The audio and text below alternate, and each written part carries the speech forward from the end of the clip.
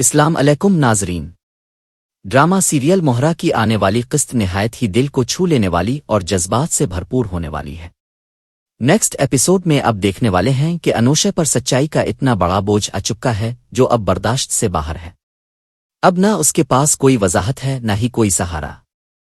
اس کے ارد گرد صرف مایوسی، شرمندگی اور پچھتاوے کا گھٹا ٹوپ اندھیرا ہے۔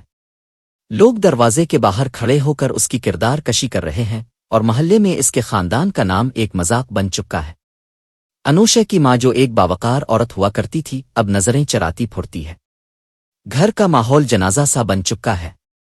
انوشا دن رات ماں کے قدموں میں گر کر معافی مانگتی ہے لیکن اس کی ماں کا دل پتھر ہو چکا ہے۔ انوشا گڑ گڑا کر کہتی ہے، امی پلیز ایک بار میری بات سن لیں، میں واقعی شرمندہ ہوں، مجھے معاف کر دیں۔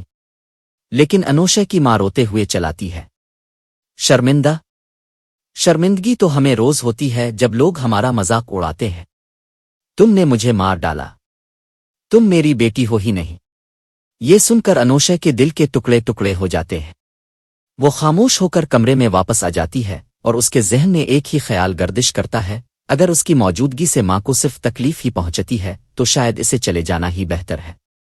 رات کے اندھیرے میں وہ اپنے کمرے میں بند ہو جاتی ہے۔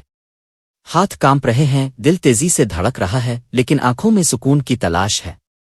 وہ خود کو ختم کرنے کا فیصلہ کر لیتی ہے۔ کچھ دیر بعد جب اس کے کمرے میں آتا ہے تو وہ منظر ناقابل یقین ہوتا ہے۔ انوشا، یہ تم نے کیا کیا؟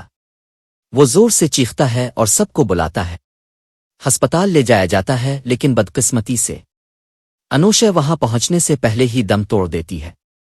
پورا خاندان ہسپتال کے باہر خاموش کھڑا ہے۔